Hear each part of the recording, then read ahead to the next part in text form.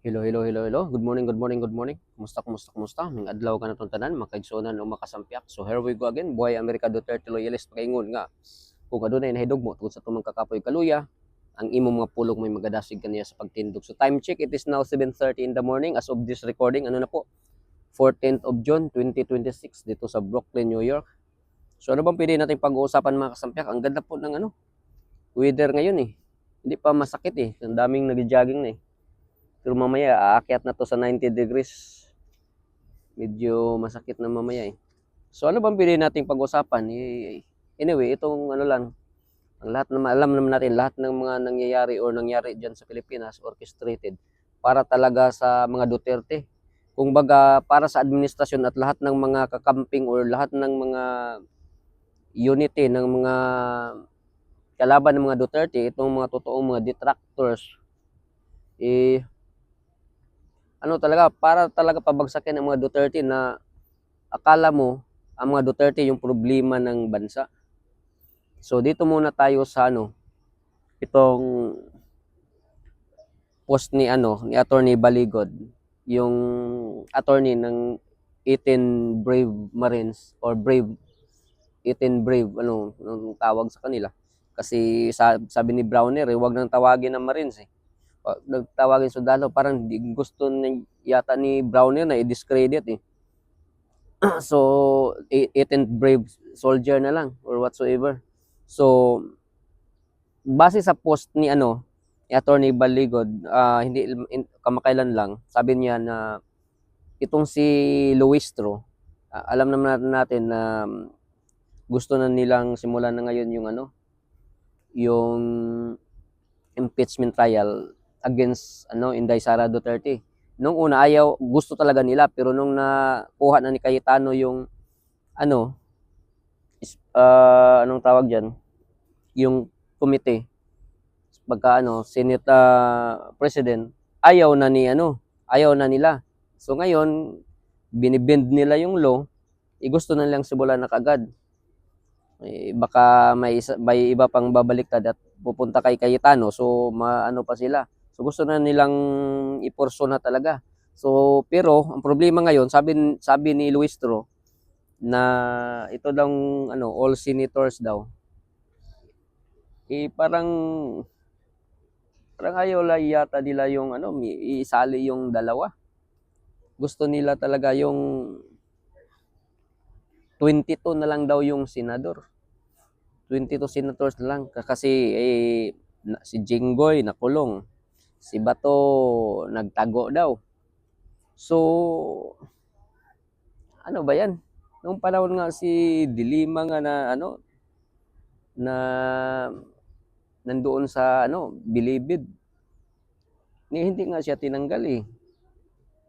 At pinapalamon ba nga siya, sweldo pa. Pero ngayon, kasi si Bato hindi nila makikita, hindi nila mahuli, at si Jinggoy hindi nakakulong, hindi na kasama doon sa mga all senators. So sabi ni Luistro, dapat daw ang Supreme Court must act na daw, mag-act na. Kaya nga 'di ba, nagpetisyon sila diyan, pero ang Supreme Court naman binabasura. Pero ang problema ng Supreme Court, sobrang hina, nakahanging lang 'yun. Katulad din sa nangyari sa petisyon nila ni Bato na na yung nagpetisyon sila na bawal talaga yung ginagawa ng gobyerno natin na pagpaghuli kay Bato, pero wala talagang akda or yung talaga yung absolute talaga na desisyon yung Korte Suprema natin. Hindi natin alam ng Korte Suprema kung nabayaran or iwan ko ba bakit ang hina nila. Siguro takot din sila na pag sasabihin na naglabag itong gobyerno natin, so ibig sabihin yung ginagawa nila kay Tatay Digong mali talaga. Pero ngayon kay Bato, hindi naman nila sinasabi na hindi dapat ipahuli si Bato. So paano pag huhulihin si Bato at dadalhin doon sa dahig na naman? 'Di ba? So ang gulo talaga ng natin. At itong nangyari naman sa Senate presidency ni ni Alan Cayetano na inagaw ngayon ni Gatchalian ng Senate President ng mga ng Malacanang ni BBM. Wala ding absolute na desisyon itong Korte Suprema or Supreme Court. Nakahanging lang din. So ang sobrang gulo na talaga. Dalawa na yung natin diyan, dalawa na yung sa Blue Ribbon Committee, dalawa. Kay ang alam natin yung legal kay kay Marcolita, at yung illegal diyan kay Bindalo Tulfo. Wala na talaga. Sa Senate presidency, alam natin legally si Cayetano, at ang illegal si Gatchalian, itong Senate President ng Malacanang. So wala na talagang di natin alam kung ano na talagang nangyayari sa bansa natin. Sobrang gulo. Tapos meron pa tayong nakikita itong mga, kung baga lahat na sila ngayon nagsanib na sila yung totoong unity. Tapos dito, itong Doctor of Philosophy, ito si Milba Padilla Magay, man to, alam natin, isa itong social activist. Doktor ito ng Doctor of Philosophy ng sa anong tawag nito, human science. May reward pa nga siya diyan, may award pa nga siya na pinaka best human scientist. So ano ba tong human science? At doktor siya, hindi doktor na nanggagamot, doctor of philosophy. Kumbaga after ka mag-graduate, tapos yan, siyempre diploma yan, degree yan. Tapos mag-master ka, masteral, tapos doctorate. Ito pinaka talaga. So doctor siya about study of mga human behavior. Pero bakit hindi niya i-check yung sarili niya, yung behavior niya Tingnan mo, sinabihang kulto itong Iglesia ni Cristo at ang itong relihiyon ni Kibuloy. Wala talagang respeto. Kumbaga itong yung act talaga, classness ng tao, o hindi talaga nagbabase kung ano yung edukasyon na natatapos mo. Wala talaga. Sobrang pagmamaliit, sobrang pambabastos. Pero itong Katoliko, kasi kasama niya diyan si Father Robert Reyes. Isa din itong pare, ako Katoliko man ako, pero malaki talaga yung ko diyan Silang dalawa, sinabi nila na kulto itong Iglesia ni Cristo. Kulto itong kay Pastor Kibuloy, yung Kingdom of Jesus Christ. Kung tayo wala tayong meron man tayong differences, mga mga anong tawag dito, pero hindi naman siguro pwede na mag-down tayo, maliit tayo, at parang self-righteous tayo na kami lang yung pupunta sa langit, kami lang yung tama. Hindi nga natin alam yung langit at impyerno. Kasi yung Jewish community nga, Jewish religion, hindi nga naniwala na may impyerno Kung baga sa kanila mayroong mga redemption. Kung ano yung kasalanan mo dito sa lupa, kung ngayon nasa lupa ka pa, mag-focus ka dito. Pag namatay ka na, pag yung mga kasalanan mong nagawa, kung baga may cleansing process. So walang mag-claim ng sino talaga yung righteous talaga. Tayong lahat ay makasalanan. So kung baga respeto lang sa kapwa-tao, sa relihiyon, ganun. Kasi may masasaktan tayo. So basta masasabi ko lang, itong Korte Suprema natin, sobrang hina talaga ng slow act talaga sa everything. Everything is hanging ngayon. Sa totoo lang. Sa sinasabi ko na, yung decision kay Bato, hindi absolute. Kay Cayetano, about Cayetano versus Gatchalian sa Senate presidency, wala pa rin. Sobrang hina. Sobrang hina talaga. Wala talaga itong Pilipinas. Wala na talaga. Tapos natawa lang ako kay dito tayo kay Anti-Claire Castro. itong tagapagsinungaling ng Malacanang. Kasi in-interview siya doon sa one-on-one kay Boy Abunda. Sabi niya, inhilantulad niya yung sarili niya sa isang rose daw, kasi matinik daw siya. Hindi natin alam kung abogada or palingkira. Basta nakakatuwa talaga na nakakainis itong si Claire. Wala talaga sa hulog.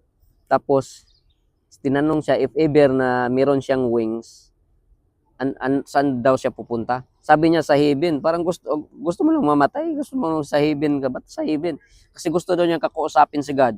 Pero kakausapin mo na sa mga kalokohan mo. Hindi ka kakausapin ng Panginoon eh. Kasi sinungaling ka, baka ka, wala talaga to si Anti-Claire. Tapos sabi niya, yung state of mind niya daw stable. Totoo, stable ka sa mga binagawa mo ngayon. Nakakatuwa lang talaga. Basta nakakatuwa lang talaga. Panoorin nyo. Parang hindi abogada eh. Tapos tinanong siya kung ano ba daw siya, explainer or defender. Sabi niya explainer daw siya kasi siya diyan sa as a lawyer, lagi naman siya nag-i-explain. Totoo naman na nag-explain siya pero sa tingin natin defender din siya eh. Defender ng bangag administrasyon eh. Kasi nilagay siya diyan eh, mag-explain at mag-defend. So lahat mag-explain siya at mag-defend. Kahit mali, i-explain niya kasi nungalingan yung ihatid niyang balita. Mag-explain siya. Para na nga yung di natin alam kung siya ba yung asawa ni Marcos, pangalawang asawa, di na natin alam eh. Di na natin alam minsan kung ano yung mga pinagsasabi niya eh. Minsan parang pinangunahan na niya yung presidente na bangag na wala lutang din, wala din sa hulog.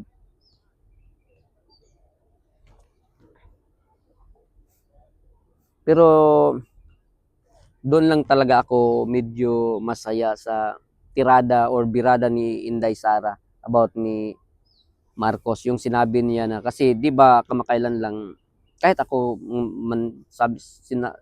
masasabi ko sa sarili na dapat tumayo, may leader tayo, tatayuan na talaga ni Inday Sara itong kasi parang wala nang nagdidikta sa itong kumakalaban. Lahat, ang dami nating kumakalaban sa gobyernong bangag, pero wala talaga nagdidikta sa atin. Pero against naman yan sa konstitusyon, sabi nga ni Inday Sara, kasi siya man yung successor dyan, so siya mag-benefit, so hindi din siya pwede. So sabi niya, okay lang daw, mas gusto pa nga niya na si BBM daw hanggang sa kaduluduluhan, kahuli-hulihan, siya yung magiging presidente hanggang matapos talaga siya para makikita talaga ng sambayan ng Pilipino kung gaano kawalang hiya si Marcos, kawalang hiya si BBM. Totoo naman talaga, wala talagang hiya. Tapos kamakailan lang, ngayon lang nalalaman natin na noong 2025 pa palang nangyari ito, habang busy tayo sa mga lahat ng mga pinagagawa nilang kalukuhan.